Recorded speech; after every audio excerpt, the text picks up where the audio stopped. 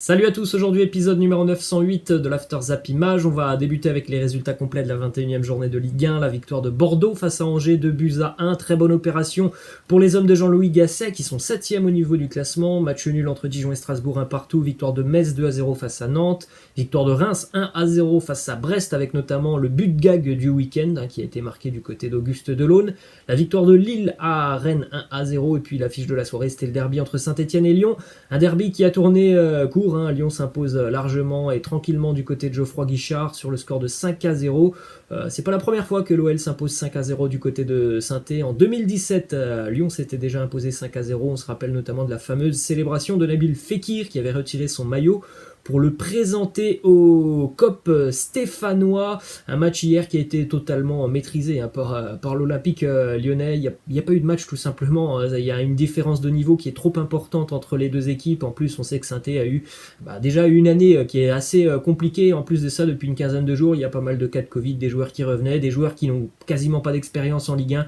Bref, c'était trop dur pour Saint-Etienne hier face à l'Olympique lyonnais. Les buteurs lyonnais, doublé pour Tino Kadewere, doublé pour Marcelo qui a marqué quasiment les deux mêmes buts dans des duels aériens.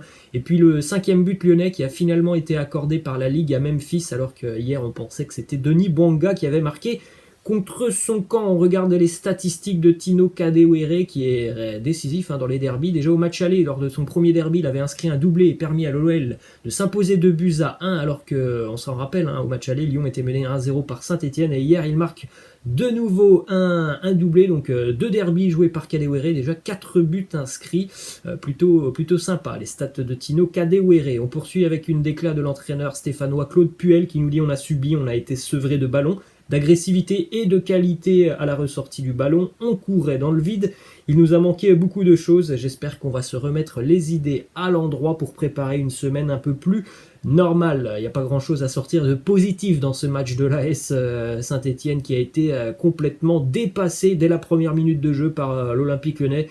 Et ça sera pas simple de se relever d'un tel match pour les Verts parce que c'est une gifle reçue face à ton ennemi de l'Olympique lyonnais. Un match qui compte énormément, qui compte tout simplement plus que les autres pour les supporters de Saint-Étienne. Donc la semaine va être compliquée du côté de Saint-Étienne. Du côté de l'Olympique lyonnais, déclaration de Rudy Garcia qui nous dit: on a été très bon tactiquement et techniquement. L'équipe qui avait le plus de cœur a gagné. C'est ça qui compte dans un derby, pas les compos d'équipe. On ne voulait pas laisser partir Paris et Lille. C'était très important de gagner. On fera un petit point sur le classement un petit peu plus tard. En tout cas, il n'y a pas grand chose à dire. Hier, Lyon était au-dessus de Saint-Etienne dans l'envie, techniquement, tactiquement. Voilà, c'était trop abyssal la différence entre les deux équipes. Saint-Etienne, il faisait vraiment peine à voir au cours de ce match, à courir derrière les Lyonnais. Ensuite, autre résultat hier, la victoire de Lille qui s'imposait 1-0 du côté de Rennes grâce à un but de Jonathan David. Lille qui continue de talonner le Paris Saint-Germain. C'était un match assez tactique hier entre Rennais et Lillois. Très peu d'occasions dans ce match entre deux équipes qui savent bien défendre depuis le début d'année. Lille est l'une des meilleures défenses en France évidemment, et Rennes depuis quelques semaines s'est montré assez rigoureux défensivement, donc ça n'a pas été un match très spectaculaire. Ensuite, une déclaration de Clément Grenier qui nous dit: l'agacement n'est pas sur notre jeu, il est par rapport à l'arbitre. Il parle mal, il dit des choses agressives durant la rencontre. Même si nous, on est dans notre match, il me dit pendant tout le match qu'il arbitrera contre nous. Voilà, d'après Clément Grenier, ce qu'il s'est passé hier avec l'arbitre de cette rencontre entre Rennes et Lille, Clément Grenier et les Bretons qui, visiblement, n'ont pas été aidés par l'arbitrage hier. On poursuit avec les stats de Ludovic Ayork, le buteur strasbourgeois, une nouvelle fois décisif hier du côté de Dijon. Une très très belle année pour Ludovic Ayork, 20 matchs, 10 buts et 4 passes décisives. On continue avec le FC Nantes de Raymond Domenech. Les débuts moyens de Raymond Domenech à la tête des Canaries, 4 matchs, aucune victoire, 3 nuls et une défaite, la première hier du côté de Metz. Les Nantais qui n'ont remporté aucun de leurs 12 derniers matchs en Ligue 1, c'est la pire série en cours du club dans toute son histoire, donc c'est compliqué pour les hommes de Raymond Domenech. qui évidemment vont devoir aller chercher le maintien cette année. Il n'y a pas d'autre objectif pour le FC Nantes et ça sera très compliqué pour les Nantais. C'est un groupe qui quand même, hein, franchement, nous fait très très peur, hein, parce qu'il n'y a quand même pas grand chose de positif du côté de Nantes sur le terrain. Ensuite, du côté de l'Olympique de Marseille, les papiers ont été signés pour le transfert de Morgan Sanson du côté d'Aston Villa. La visite médicale va avoir lieu dans les prochains jours, donc l'OM va donc perdre Morgan Sanson. Du côté toujours de l'OM, on regarde le ratio but par match des attaquants marseillais depuis l'arrivée du propriétaire Franck McCourt en 2016. Bafétimbi Gomis, Mario Balotelli, Mitroglou, Benedetto, Germain. La moyenne de buts ne fait que de descendre année après année du côté de l'OM. On a commencé avec Gomis et Balotelli à 0,6 buts par match. Et maintenant, on a Benedetto et Germain à 0,2. Donc, évidemment qu'avec Arkadiusz Milik, ça ne peut pas être pire du côté de l'OM. Toujours du côté de Marseille, il a quitté l'OM il y a une quinzaine de jours pour sa deuxième apparition avec le Genoa. Kevin Strootman a délivré sa première passe décisive hier. Le Genoa s'impose 1-0 face à Cagliari et fait d'ailleurs une très bonne opération au niveau de la course au maintien. On jette donc un coup d'œil au classement de la Ligue 1 avec donc Paris premier 45 points devant Lille deuxième à égalité 45 points, Lyon toujours là troisième 43 points, Monaco quatrième 39, cinquième Rennes 36, le petit trou avec le sixième et le septième Marseille et Bordeaux 32.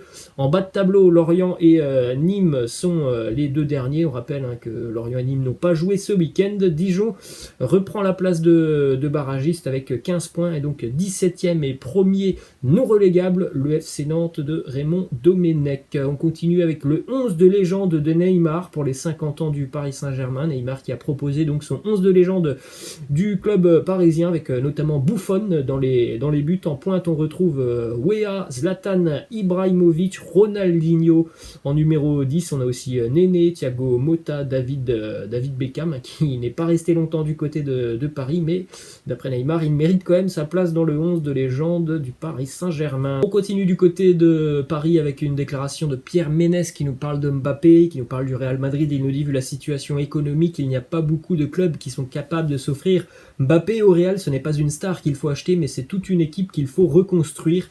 Est-ce mieux d'aller aujourd'hui au Real ou de rester au Paris Saint-Germain? Ça sera à Mbappé de répondre par rapport à ses envies. C'est déjà assez intéressant de savoir que pour Pierre Ménès, du côté de Madrid, il faut reconstruire toute l'équipe. Ensuite, on continue du côté de Madrid avec cette petite info. Zinedine Zidane qui a accordé 2 jours de repos à tous ses joueurs après le succès ce samedi du côté d'Alaves. Les joueurs madrilènes reprendront les terrains de l'entraînement demain à 11h. La petite récompense de Zidane par rapport à la belle prestation du Real samedi du côté d'Alaves. Toujours en Espagne, la victoire du Barça hier du côté de Elche 2-0 avec un nouveau but de Frenkie de Jong, diablement important depuis quelques mois avec le Barça est très régulièrement décisif. Et puis en toute fin de match, un homme qui a beaucoup de difficultés depuis le début d'année, beaucoup de difficultés notamment avec son entraîneur qui ne le fait que très peu confiance, Riqui Puig, qui a bénéficié d'un tout petit temps de jeu en fin de match. Et malgré ce tout petit temps de jeu, mais il a quand même pu doubler la mise pour les Catalans hier, un match plutôt maîtrisé de la part du Barça du côté d'Elche. Ensuite, une déclaration de Bruno Satin, ancien agent de Jean-Claire Todibo. Et il nous parle justement de Jean-Claire Todibo. Il nous dit qu'il n'a jamais écouté les conseils d'Eric Abidal du côté de Barcelone.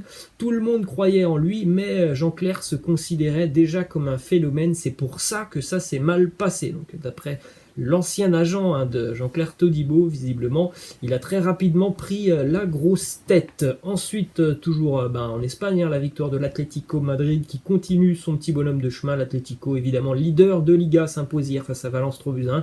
Pourtant, ce sont les Valencians qui ont ouvert le score dans ce match.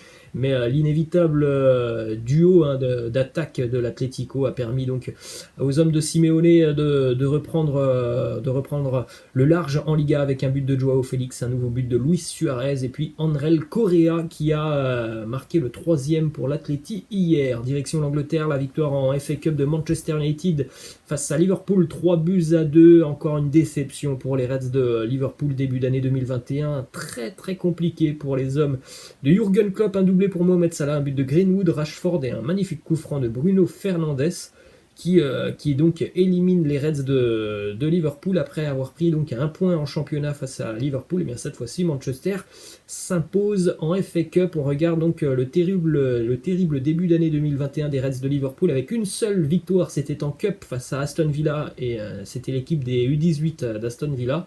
Et bien sinon ça se passe mal, et ça se passe très très mal même pour les hommes de Jürgen Klopp, beaucoup de défaites et au final très peu de buts marqués. C'est une chose que l'on ne voit quasiment pas depuis 4 ou 5 ans du côté de Liverpool, une équipe qui n'arrive pas à marquer, bon, malgré les 2 buts marqués hier évidemment, c'est quand même un bilan assez mitigé pour les hommes de Klopp depuis quelques semaines. D'ailleurs, déclaration du Jürgen Klopp qui nous dit c'était un match difficile, nous voulions vraiment la qualification mais ce soir ce n'était pas suffisant.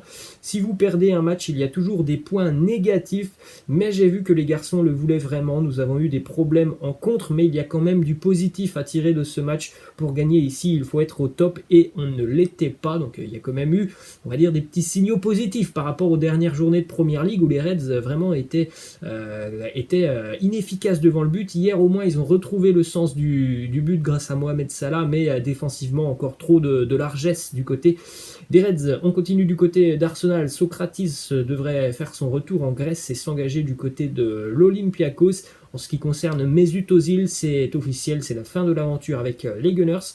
On regarde les stats de Mesut Özil après son long passage du côté des Gunners, 298 matchs pour 52 buts, 85 passes décisives et quelques trophées remportés, notamment des coupes en Angleterre. Mesut Özil est donc officiellement un joueur de Fenerbahçe en Turquie. On regarde cette image hier à l'entraînement avec le Fener, le grand sourire de Mesut Özil qui retrouve les terrains et qui va bientôt retrouver certainement la compétition. On prend la direction de l'Italie maintenant avec cette info qui concerne le Napoli.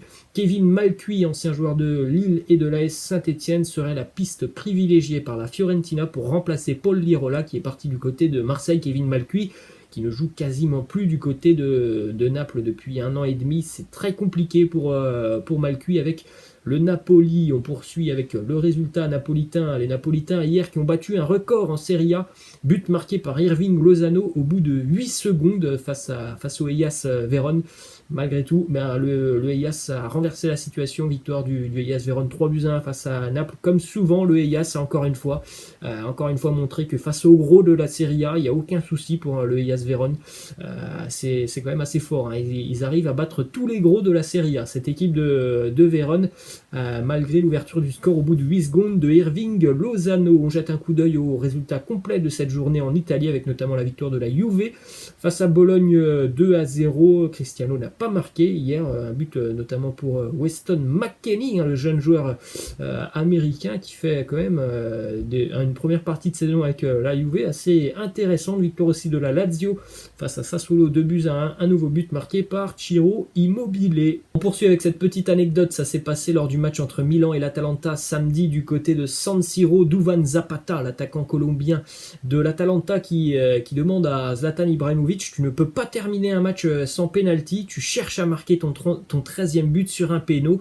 Réponse de Zlatan: mais de quoi tu me parles? J'ai marqué plus de buts que le nombre de matchs que tu as joué dans toute ta carrière. Ensuite, direction l'Allemagne, les statistiques de Erling Haaland, les statistiques que ça soit au RB Salzbourg en Autriche ou avec le Borussia Dortmund, des statistiques monstrueuses pour un attaquant puisque il est à un but par match au minimum, que ce soit à Salzbourg ou à Dortmund. Ce sont vraiment des statistiques assez folles pour le géant norvégien. Ensuite, toujours du côté de l'Allemagne, c'est terminé pour Bruno Labbadia avec le Hertha Berlin. Le Hertha sévèrement battu par le Werder Bremen ce week-end, 4-1.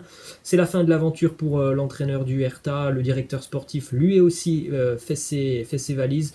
On sait que le Hertha avait recruté quand même assez intelligemment l'été dernier, et du côté du Hertha on s'était montré assez ambitieux, on espère retrouver la Ligue des Champions dans les 2-3 prochaines années. Ça en prend pas du tout la direction cette année, c'est une équipe qui vraiment, le Hertha est capable du pire comme du meilleur, et souvent c'est le pire, hein. Défensivement c'est catastrophique cette équipe du Hertha, donc les résultats ne sont pas à la hauteur des espérances des dirigeants berlinois. On poursuit hier avec le choc des extrêmes, Schalke qui recevait le Bayern Munich, évidemment il n'y a pas eu de surprise dans ce match, le Bayern s'impose tranquillement 4-0 du côté de Gelsenkirchen avec un nouveau but de Robert Lewandowski qui a inscrit un nouveau record, 8e but consécutif sur des matchs à l'extérieur pour Robert Lewandowski, un but aussi pour David Alaba et un doublé de Thomas Müller. On va terminer les amis avec cette petite question de fin.